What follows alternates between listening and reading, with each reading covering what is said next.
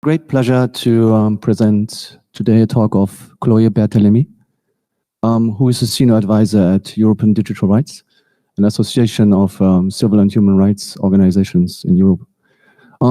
She's responsible for the policy work on law enforcement, migration, and data protection at European Digital Rights. And today she's going to present interesting insights on the EU's growing role in restricting encryption more and more. So you have the stage, Chloé. Thank you so much. I hope everybody can hear me well. Thank you so much for the invitation and the nice introduction. Sorry I cannot be with you today. It would have been a pleasure, but this is what it is. As Sven introduced me, yes, I work at European Digital Rights. I want to say a few more words about our organization. We are a network association, which means that we represent national organizations, NGOs, working at local and national levels.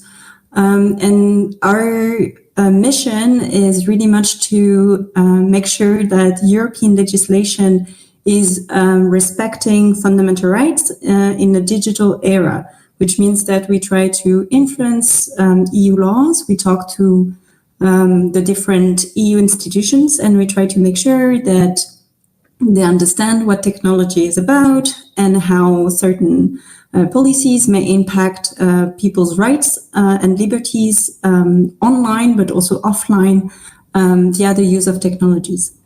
And so today I wanted to give you a brief overview of the EU's role in the so-called crypto wars. So all the attacks organized and led by states, and how this is a growing role that has been going on for several years. This is not meant to be exhaustive, but it will give you a brief overview of how the EU is using its policies, some practices, informal practices, and its wider political agenda in that context. So how are we going to go about this? Very simply, I'm going to talk about some of the EU policies that matter for the topic of encryption. Then I'm going to lay out a little bit the law enforcement advocacy strategy that has been going on for some years now in the EU, at least more than 10 years, and how they use certain police cooperation operations called SkyCC and EncryChat to further their narrative against encryption, to legitimize attacks against encryption. And then I'm going to talk to you a little bit more about what is coming up in this current mandate. So we had elections, European elections, last year in 2024, and the legislative term is ending in 2029. And so the Commission, the European Commission has laid out a certain strategy, and some of it relate to encryption. And so we will see how this strategy may include elements that would undermine encryption. So let's start with a little bit of overview of EU policies. I think it's a reminder for maybe most of you, but it's good to have it in mind. The EU has quite a good acquis. We call it acquis. So it's like a set of laws that it adopted over the years, and that constitute a legal framework to ensure cybersecurity and data protection in the EU. So in all the 27 member states. Now, this is, again, not exhaustive, but the main instruments I wanted to highlight here are the GDPR, the General Data Protection Regulation, very important, you probably heard of it, which introduced some requirements for data entities that process data, data controllers, data processors, to ensure data protection by design and by default. And that includes also making sure that they have sufficient levels of security when they do such processing. And that's for personal data, obviously.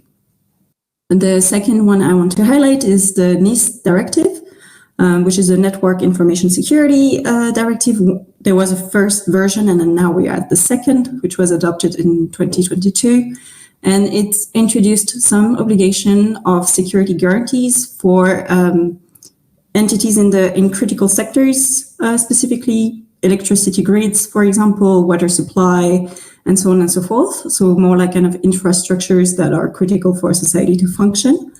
And there's obviously a lot of incentive in this text to use state-of-the-art encryption. So also very positive.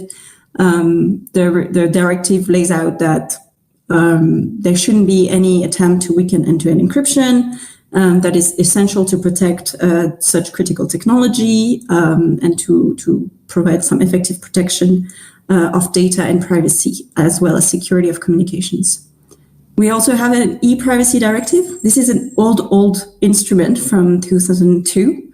So it starts to be a bit old, and there were some attempts to revise it in the past 25 years, which were more or less successful. I'm not going to go into the detail, but it lays out, again, very crucial fundamental principles for the protection of electronic communications.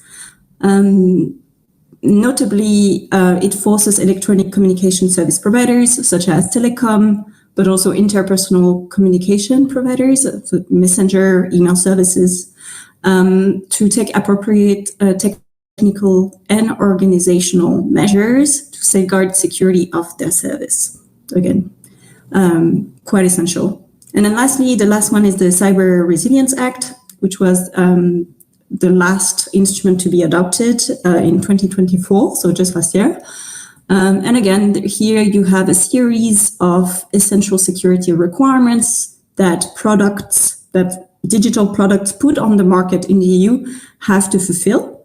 And for example, you can not put a product on the market that has known exploitable vulnerability. You should ensure that there is sufficient protection from unauthorized access.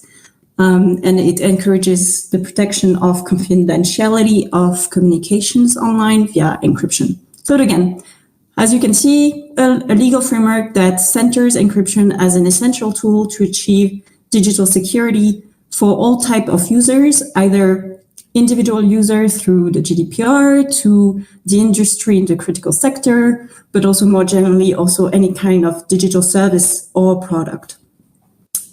Now, the problem is that there's also a constant tension related to encryption, which is not new, but already started when encryption started to be a little bit more of a mainstream use.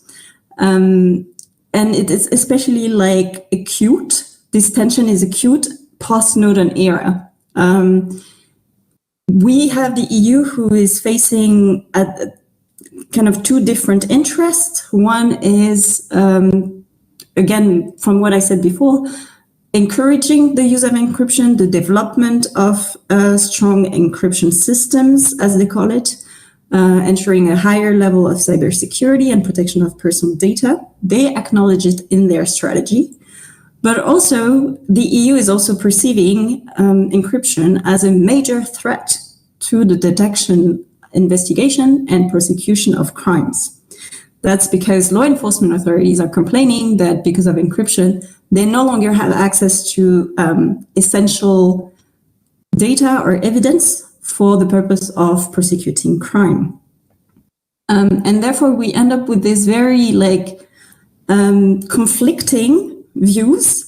For example, in a council resolution of 2020, which was pitched as security through encryption, security despite encryption.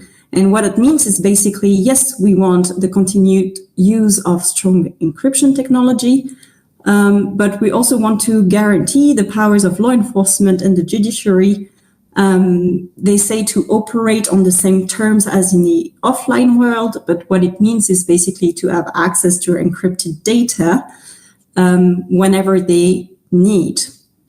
And that comes to the very problematic, unsolvable puzzle of having the cake and eating it too, so to say. So having strong encryption, but also being able to decrypt when necessary. And this is where the problem starts. Now, the EU has been trying to solve this issue for a very long time by at least since 2015, trying to run some expert groups, discussion between member states, between civil society, technologists, academia, and so on. But the far-reaching measure it went to was a legislative proposal that some of you may know in the context of the fight against child sexual abuse material online. And so the Commission decided to address this issue of encryption in this framework, in this context, which obviously is a very problematic issue. Like the abuse of children is obviously a very big societal problem. But to be honest, we also understood it as a pretext to push for an anti-encryption agenda. And so the legislative proposal was proposed in May 2022 by the Commission. And since then, it has been blocked at the Council level, which means that member states have not been able to find a compromise on the text. And so for now, it's not adopted, it's still negotiated, but they failed to find a solution, again, because of this encryption problem.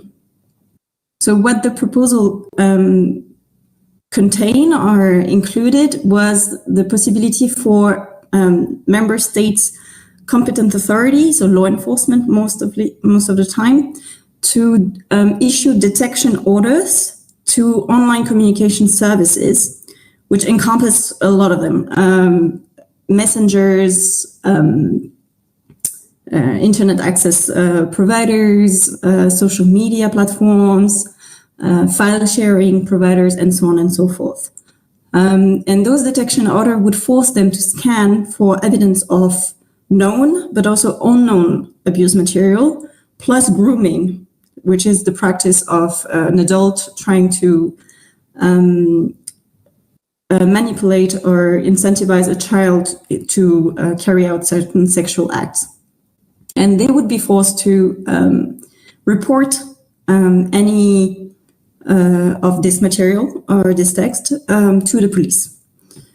Now, what it means in practice and for online communication services and for those especially that offer encrypted communication services, is to either disable end-to-end encryption, so they just stop providing encrypted communication services altogether, or they use kind of a technology that has been coined as client-side scanning, CSS, to scan every online message before it is sent. So the kind of the analysis of the text, the audio, or the image is done on the device of the user directly before it is then encrypted and sent. Now, obviously, it raised a lot of problem in terms of fundamental rights, but also in terms of cybersecurity. We argued, obviously, with a lot of other civil society organizations and technologists that this is a warrantless mass surveillance. It means that all users' private communications are being scanned and monitored without individualized suspicion, which is a core principle in EU criminal justice and a core principle of a democratic system. Everybody is treated as, by default, as a suspect and is monitored until proven sort of innocent. It also undermines, obviously, IT security and encryption. As I said, even client-side scanning was analyzed by technologists, and it was found that it led to a lot of introduction of vulnerabilities in the systems. And then also there was obviously a risk that those type of scanning technologies would rely on certain algorithms that are not perfect and perfectly accurate. And this would lead to huge volumes, potentially, of lawful and legitimate material to be caught in the net, and people being wrongfully reported to the police, which happened already. We had cases of certain scanning technologies, notably by Google, to report people who sent nudes or pictures of children naked at the beach. Another related piece of legislation that the EU has adopted, which is relevant to this topic, is called the interim derogation. Now I'm going a little bit more technical into the legal aspects, but it's quite important. The reason why we have the CSA regulation is because they are attempting to find a long-term solution to the access to encrypted data for the purpose of detecting child sexual abuse online. Before that, before the CSA regulation, the situation was that companies, and especially the big tech ones, the dominant ones, would do voluntary scanning, which means they would decide by themselves to take some measures and scan the private communication of their users. The problem is that the EU adopted in 2018 the European Electronic Communications Code, and that code actually extended the rules for the protection of privacy to OTTs, over-the-top services, which means that services like Facebook Messenger, WhatsApp, and so on and so forth fold suddenly into the e-privacy directive scope. And therefore, they would have to stop doing voluntary scanning of their users' communication. Now, I'm talking about communications that are not encrypted, end-to-end encrypted, obviously, in that context. And that raised a lot of problems among the law enforcement community because they relied a lot on this voluntary scanning to have cases of child sexual abuse material reported to them. And therefore, they asked for a derogation. Yes, the scope is extended, the rules apply to those new messaging services, but we want an exception. And this is what the lawmakers gave them. They allow to derogate from the privacy protection afforded by the e-privacy directive and allowed voluntary detection of text, image, videos, again, by those communication services if they wanted to. Now, again, I said it's a temporary solution. It's supposed to be replaced by the CSA regulation, which is a long-term, it's supposed to be enforced and kept for a long term. So it was adopted, the interim derogation was adopted in 2021 and was supposed to end in December 2022. But the CSA regulation was blocked politically, which means that after December 2022, Facebook and Meta would have to stop doing their voluntary detection. And again, it triggered some panic. So they extended it again and again in 2024 as well. The next deadline now is April 2026, and they hope to have adopted the CSA regulation before that. I want to highlight that theoretically in this interim derogation, end-to-end encryption is theoretically out of scope. That's in the recital part of the legislation, which means it's not necessarily non-binding, but it means that it should be protected in principle. And the technologies that those companies use voluntarily to detect CSAM supposedly are supposed to follow certain requirements. They have to be state-of-the-art in the industry, and they have to be the least privacy intrusive. They're also under Data Protection Authority supervision. Now, it doesn't mean that they are not also generalized scanning methods, which is very problematic. And if brought to court, we argue as privacy advocates that it might not be rubber stamped by the court or accepted by the court. Another point I wanted to highlight when I mention EU policies is first, yes, the EU is taking certain legislative or putting forward legislative proposal to solve this encryption issue, but they also in certain other areas, they're doing nothing, and doing nothing is not politically neutral. And so I want to talk to you briefly about the spyware problem and the fact that the EU is not taking any action. So as you may be aware, there has been repeated scandals in the EU related to the use by many member states, Poland, Hungary, Greece, Spain, Italy, and so on and so forth, of commercial spyware. So it's a very intrusive hacking technique which circumvent encryption against journalists, human rights defender, political opponent, dissidents, and activists, etc. This raised a lot of criticism, obviously, and gave rise to a lot of debate. And it's also problematic because it's never seen before intrusion capabilities. We are really talking about sophisticated hacking tools, which have a very big, large power of data extraction. They can impersonate the user. They can take remote control of all the functionalities on the device, activating the mic, activating the camera, etc. And for that reason, I think it's very important to highlight in the context of encryption, because when you're targeted by spyware, even if you're using the most advanced encryption tools, you might not resist this type of attacks. It also represents a cat and mouse game between commercial spyware vendors and the kind of legitimate internet service providers, developers, manufacturers of device.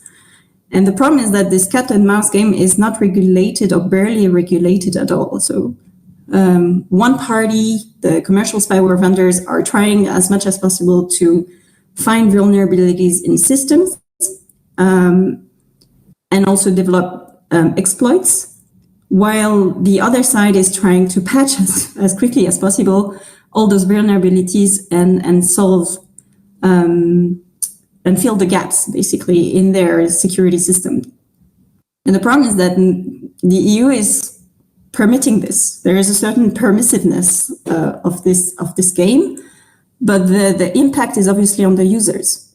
There are many privacy violations at stake, and privacy is obviously an enabler of the exercise of all other fundamental rights: the right to speak online, to self-organize, to assembly, the right to access certain information, and so on and so forth. And so when journalists, lawyers, etc., are under attack, also democratic processes and values are at stake.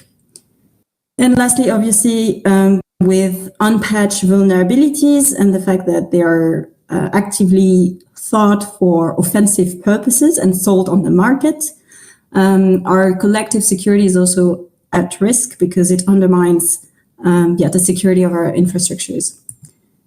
I referred to the EU permissiveness. It is true.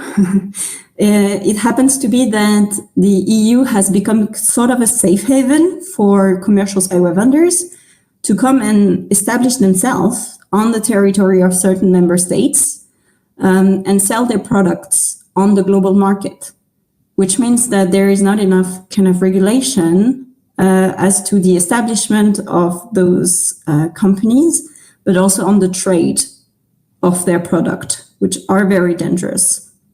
And so you've got some reporting in the press that says that Israeli hackers, which are the most well-known worldwide to develop the most sophisticated tools currently, or, for example, re-establishing themselves in Spain, for example, but also Italy is a very flourishing market, which provide a lot of those tools worldwide.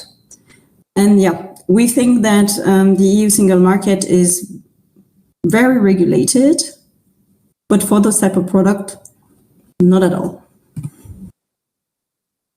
What's the political situation on spyware? I said there is an absence of reaction, and that's true. The European Parliament has done some work following the scandals related to the Pegasus spyware. They adopted some recommendations for EU actions, both legislative and non-legislative, related to regulating the use of spyware, regulating the exploitation of vulnerabilities, and so on. This was released in June 2023, and those recommendations were addressed to the Commission, to member states, to the Council, to a series of actors. Obviously, none of them were followed up, and so far it's just nice on paper, but it's not implemented. There was a resolution acknowledging the lack of legislative follow-up by the Commission in November 2023, but since then there is nothing that happened. The European Commission promised a communication, which is a non-legislative initiative, which is non-binding. It's just a nice paper that is supposed to recall the EU acquis, so the EU legal framework, in the area of data protection and privacy. And why does that mean for the use of spyware? And notably, they were supposed to clarify the interplay between EU law and national security. National security is a prerogative of member states. And theoretically, EU law doesn't apply when member states are acting within that context of protecting national security. And this has been kind of the crux of the debate at EU level, because member states have been hiding behind this pretext of national security and saying, no, EU law in terms of data protection and privacy doesn't apply because we've used spyware for the sake of protecting our national security. So please leave us alone. Don't come scrutinizing our action in this area. And so the communication was supposed to be a response to this debate about when does EU law apply? When can victims argue that they are protected by EU law, or when they are not? The problem is that even this communication, which again, I said has no binding effect, so doesn't require a lot of things, is blocked at political level.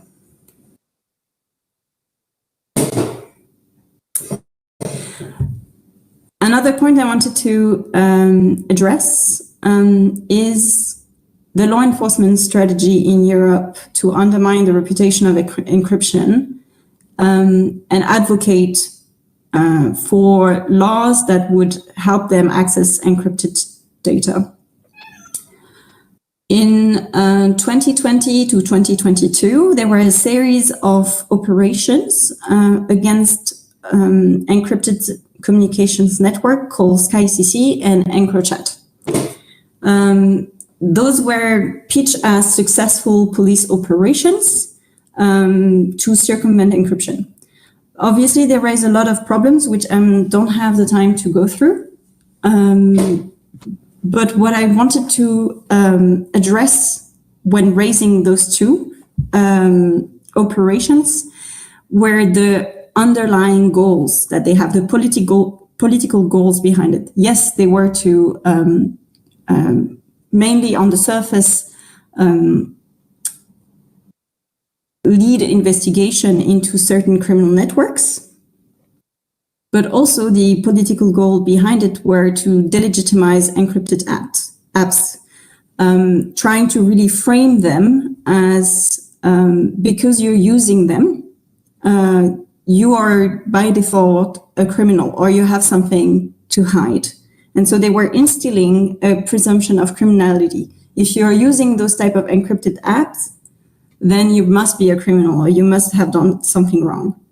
And the second thing they tried to do with these operations and how they developed their narrative around it was to push for the principle that no communication or data must be beyond the effective reach of law enforcement or intelligence services. They really try to showcase that criminals are using encrypted networks, and therefore they're impeding the work of law enforcement to supposedly bring more security and justice in Europe, and therefore they shouldn't be the case. We shouldn't be able to accept that criminality is hiding behind encryption. And this was like kind of really, as I said, a narrative battle, a very good advocacy campaign by the law enforcement community, which was spearheaded by Europol, the European Police Cooperation Agency. I gave an example of an op-ed, which was co-authored by the executive director of Europol, Catherine de Boll, and the district attorney of New York County, Cyrus R. Vance. And in there, you can really see this assumption, this tacit assumption that it is impossible for law enforcement to rely on the odds, on chance, They say criminal investigation now contain an element of chance, something that is unacceptable for law enforcement, for victims, and for society as a whole. And therefore, they must always have access to communications. They always have to have access to data, which means for encryption that they have to have guaranteed circumvention of encryption.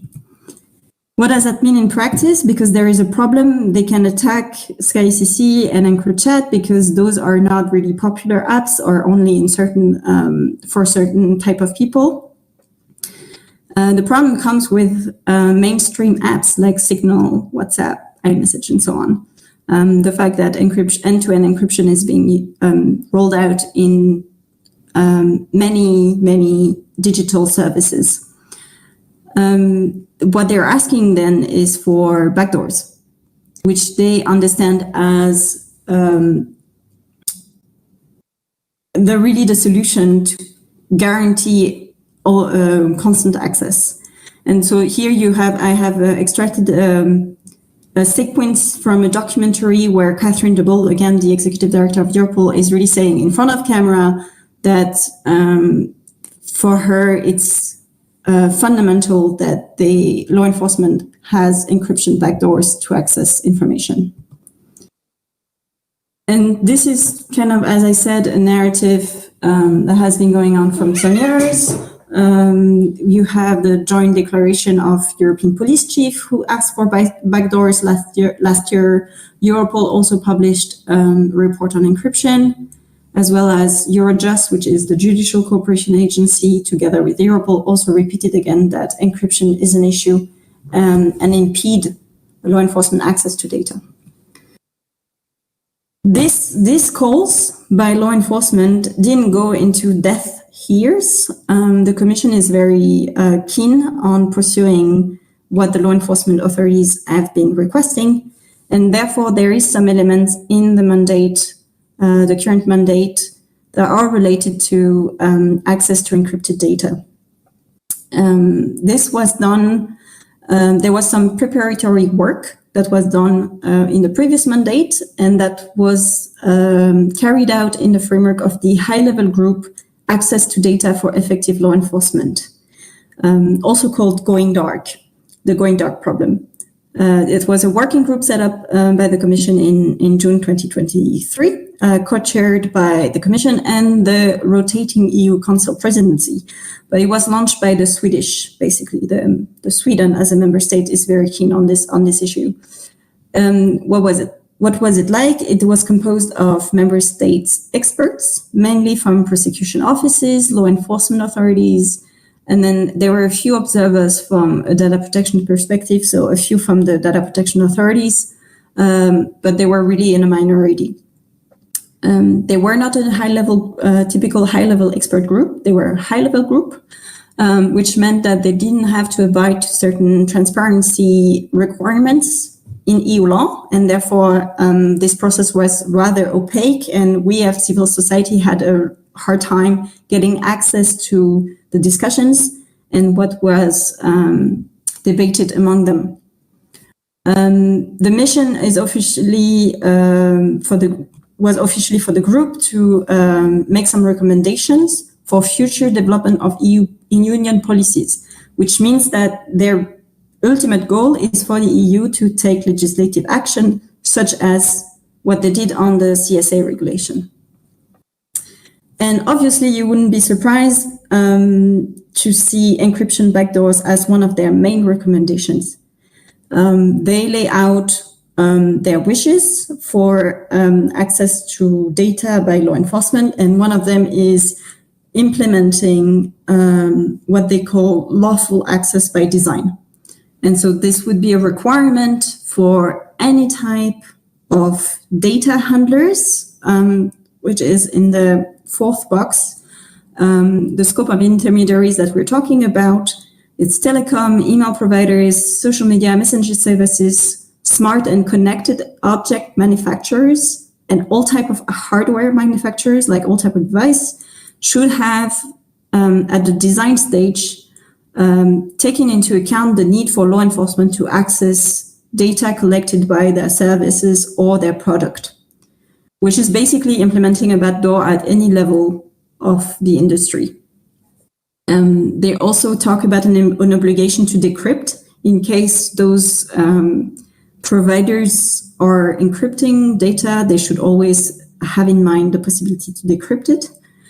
And there are other obligations that they thought about related to data protection, but I think I will skip that for the sake of time. And so this high-level group, their recommendation actually fed into the Commission strategy for 2024-2029. And so on the 1st of April 2025, the Commission released its internal security strategy, which is called the Protect EU.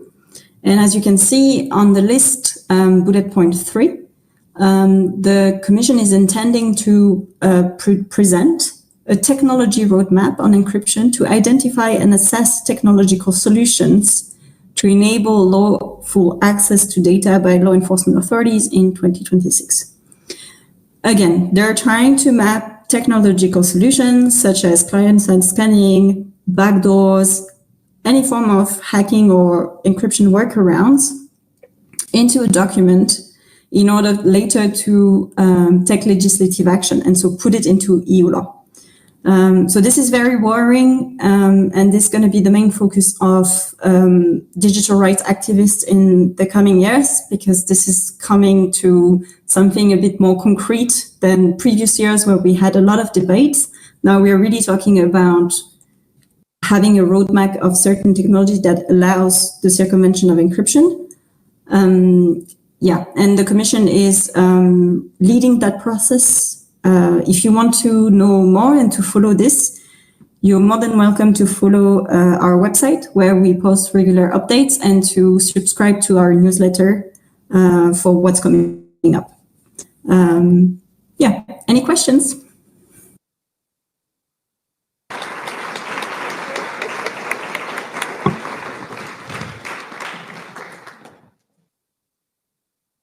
Thank you very much for this great talk, Chloé. And also, you seem to have a very beautiful cat that tries to make sure the abundance of cat videos stays on an all-time high on the internet. Any questions so far?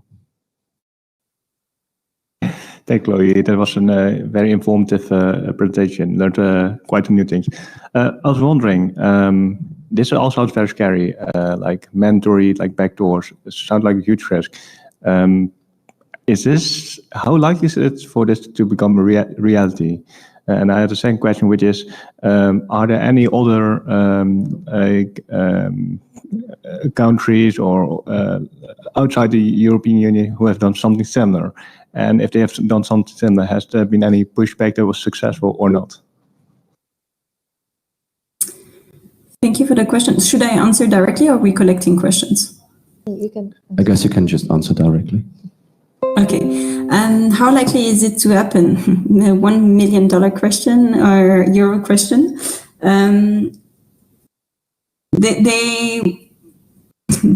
You can be a little bit sarcastic and ironic about it, because the Commission has been handling or organizing debates around the encryption, as I said, since a long time, since over 20 years. And it never really materialized into concrete EU law, except the CSA regulation, which was the really first attempt to have in law an obligation for bypassing encryption. So this is well possible. Now they're at the stage of like, we're going to map what technology exists to achieve this. And this may well lead to a legislative proposal, which puts again on the industry, on the private sector, an obligation to use certain technologies and ensure lawful, quote unquote, access for law enforcement. So I would take it seriously, although you can be, again, sarcastic about it, because they've been running into the same debates over and over again. But since the CSA regulation has been adopted and proposed, I would take them very seriously in their attempt to legalize backdoors. As for the second part of your questions, I'm not aware of a lot of other attempts. I know that India also had attempts to introduce encryption backdoors, and I wouldn't be able to say if the civil society resistance there managed to push back against it. I also know that in the US there are recurring problems about telecom systems, the telecom infrastructure, which has known vulnerabilities open for a lot of time, and they are revealed when they are exploited by other states for geopolitical reasons.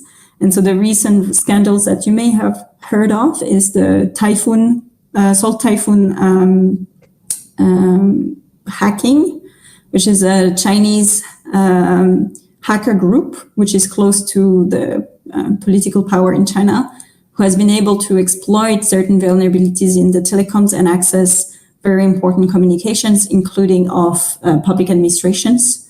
And as a result, when this was revealed in the press and to US administrations, the FBI even came out in the press recommending users to use encryption in order to protect themselves from this espionage, basically.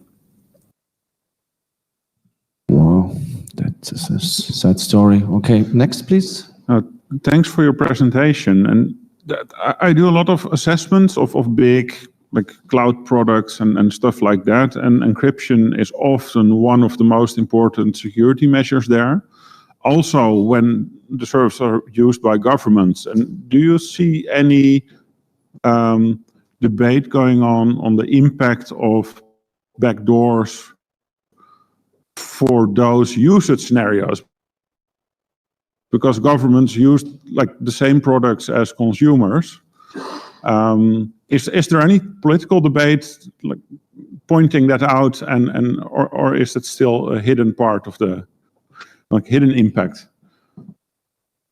I would say it doesn't take the center stage of the debate, but it does come out, and we're always pointing at it as digital rights activists. We're like, but even your government officials are relying on those very important infrastructures. The reason why the CSA regulation, for example, has been blocked for so long is because at one point there is some member states' intelligence services which have pulled out the plug. They went to their ministries of interior and said, if you go forward with this plan, we are too going to be impacted, and our national security is going to be impacted too. So this is an aspect that sometimes is taken into consideration in some of the countries where people are basically connecting the dots, I would say.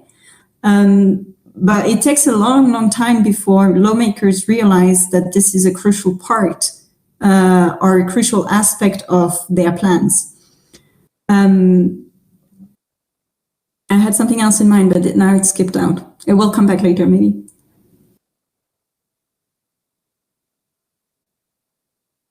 So we have another question. Hello, Chloe. Thank you for the information. A lot of info. I apologize in advance if my question is a little long-winded, but I noticed, at least in the information you provided in your talk, that a lot of the debate and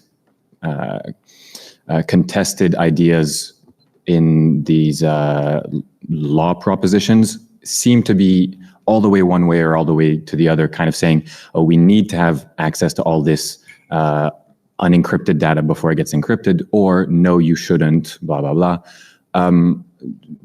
To my mind, a few thoughts popped because where I'm from in Luxembourg, there's development for the past few years, and it's really ramping up now, of systems for financial detection of financial crimes, where it's like a section system where all of the banks tokenize the data to anonymize it, but maintain the important identifiable patterns and then send it off to the financial crimes sector of the intelligence, where they can use an algorithm to tell these crimes apart from normal law-abiding transactions.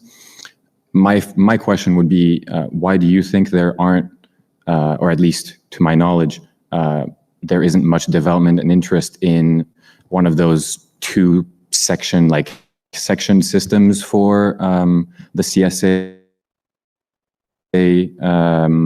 detection regulation? Because it seems that a system like that could be analogous to what they need for CSA, where you tokenize messages and try to maintain the ability to analyze and detect CSA in those messages while maintaining anonymity.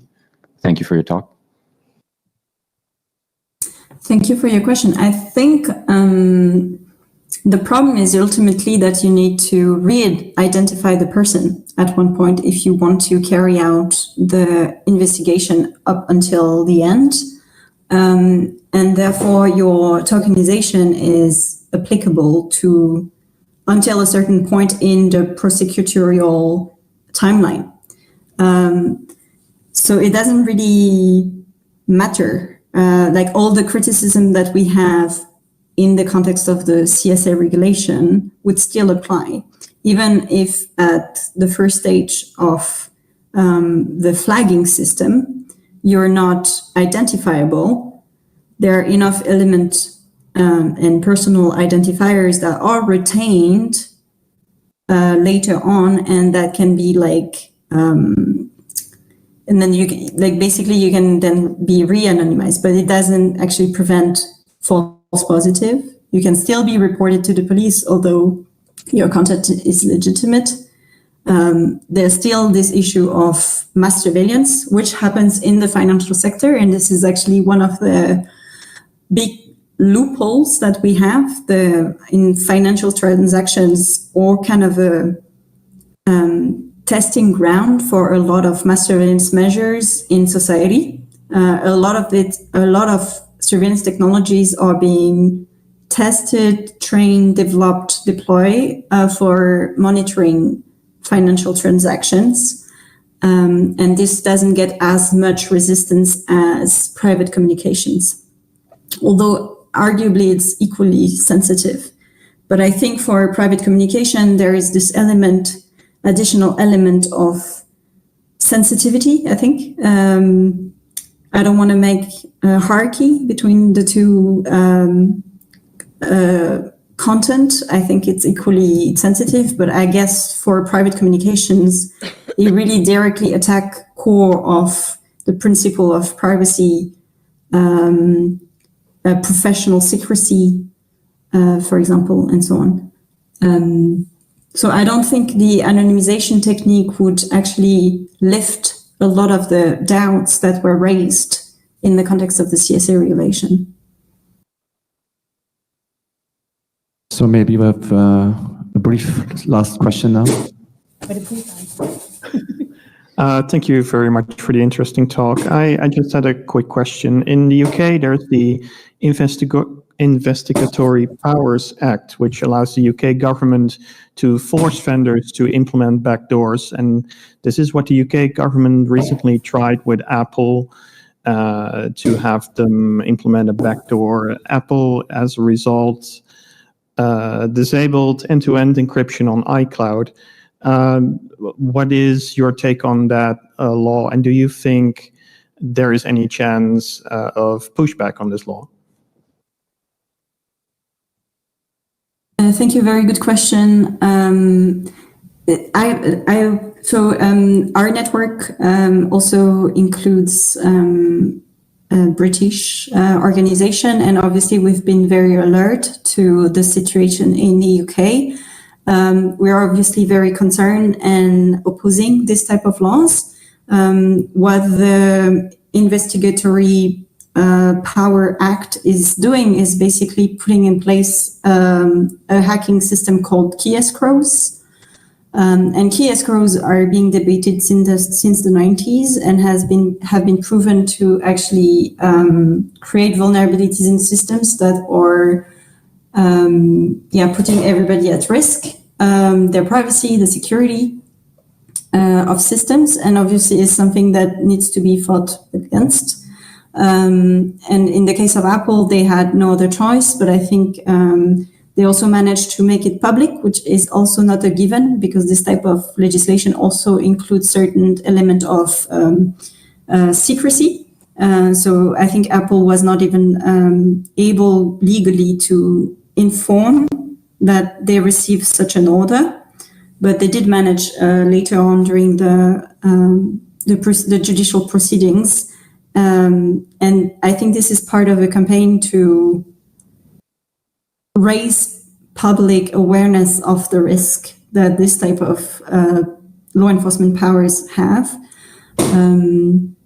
Yes, so that's basically, yes, we are aware, yes, we are monitoring, and yes, we think it's a very dangerous practice that should be stopped. But that's, I think, part of the wider problem with the UK, who has very far-reaching powers in law for its intelligence services as well as its law enforcement agencies. Thank you very much for that great talk and the detailed answers. Let's thank the speaker again, please.